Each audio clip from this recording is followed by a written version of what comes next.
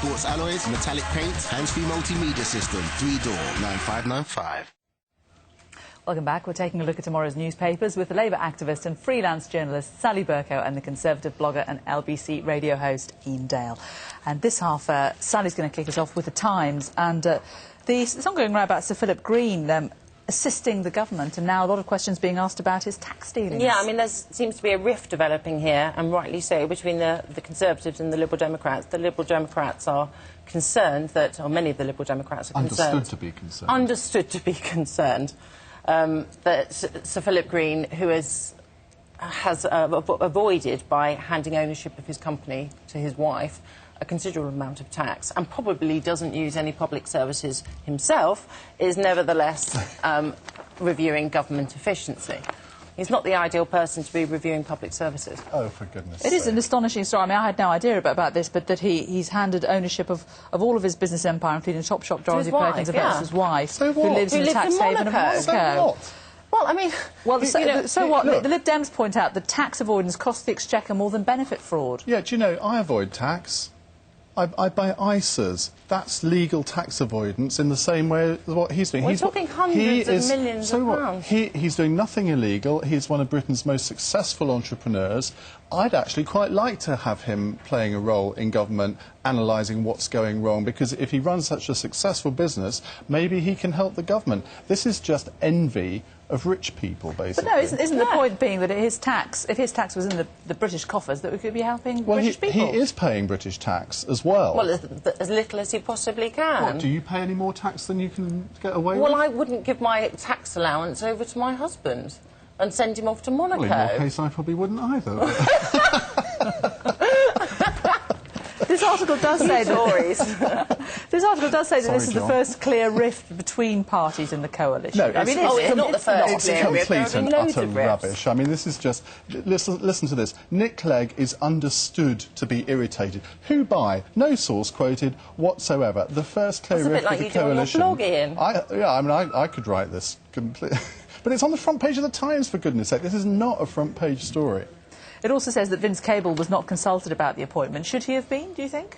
Well, Danny Alexander, the Chief Secretary to the Treasury, who's I assumed appointed him, he was consulted, because so, I mean, are you going to consult every single Liberal Democrat in the government over everything? They have a system, which actually has worked quite well so far, where if there are any disputes, it's referred to a coalition committee.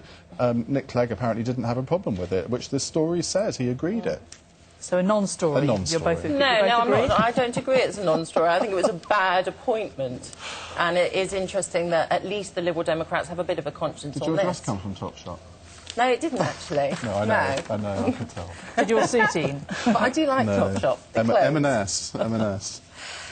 To the inside pages of the Express now, and this is all about Gordon Brown. This is one you've picked out, Iain. He wants quite a lot to speak. Well, this again is a complete non-story. Prime Minister makes lots of money. Ex-Prime Minister makes lots of money from giving public speeches. I mean, hey, they all do. I don't blame Gordon Brown. He's left office. If he wants to go and make a speech somewhere and charge a lot of money, if someone's foolish enough to pay him, then let them. But he's only going to be paid £60,000 for a speech, whereas Tony Blair was paid £182,000. So maybe it's because Blair was in office 3 times longer than Brown. But it's maybe a bit more box office, I suppose some people would say. It's market rates here. John Major gets £30,000, William Hague gets £25,000, Boris Johnson gets £5,000. I'd only charge £1,200. I won't ask you your believe me, that's pushing it.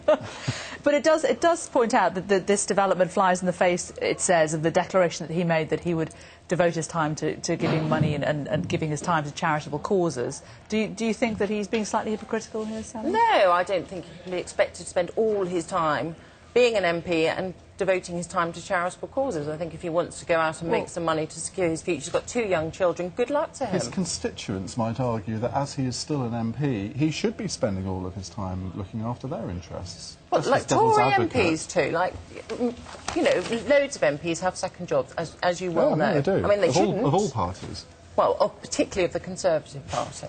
That's a fact. You would say that, wouldn't you? No, but it's a fact.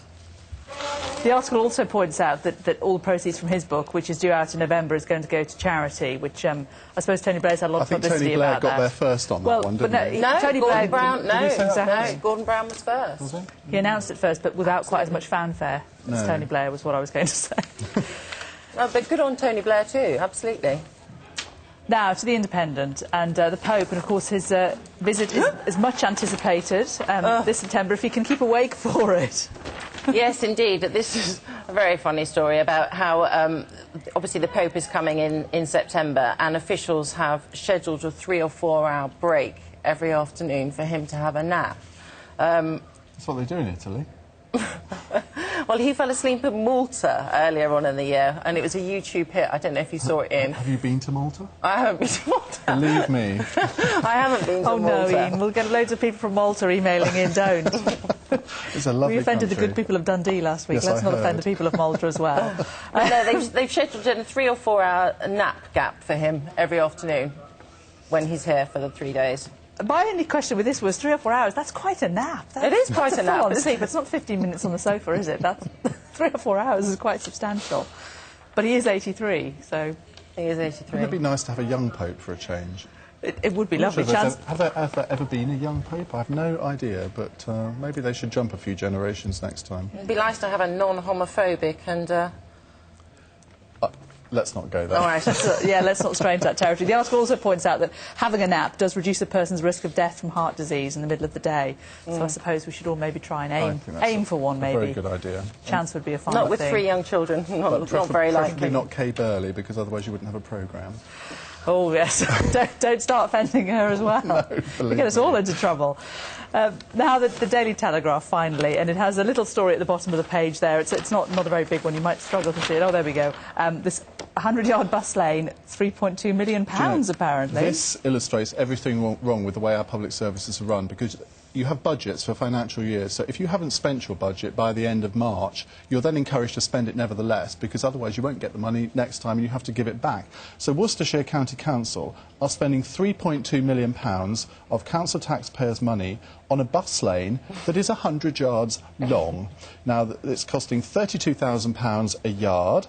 And apparently, according to them, will make public transport more reliable. But they have admitted that if they hadn't spent the money, they'd have had to give it back to the Treasury. I mean, I ask you. And this is going on all over the country. In the NHS, in the Ministry of Defence, in schools, you don't spend your money by the end of the financial year, you don't get it next time. That's got to change. Shouldn't they be applauded for improving the reliability of public transport? No. It's something we should all be encouraged no, because to it use. isn't improving. This is a Conservative council, by the way. It is, and it's terrible. It is absolutely outrageous, and no doubt we'll be getting lots of missives from the Taxpayers Alliance tomorrow with further examples. But doesn't it seem ludicrous that they can't spend it on something else, that they can't look at the pot in its entirety and say... Well, this illustrates something this else, money would because be this useful money for will schools no doubt be ring-fenced for a particular budget within that by central government. And what we've got to do is let local government govern locally, and that means they make the decisions on this, not some bureaucrat in Whitehall. I mean, 3.2 million could have built many playgrounds. Yeah. It certainly could, Would have been scrapped this week. or gone to the schools budget, Oh, which we've heard indeed, so much absolutely. about. Let's not go Absolutely. there. Let's not go there. Oh, let's go there. No, let's go there. we're out Let's of not. time. We are out of time, Iain Dale and Sally Bercow. Thanks both very much for taking us through your choices. We had some good ones there, and I'm sure we'll see you both again very soon. Thanks very much. As the fog hangs warily over London,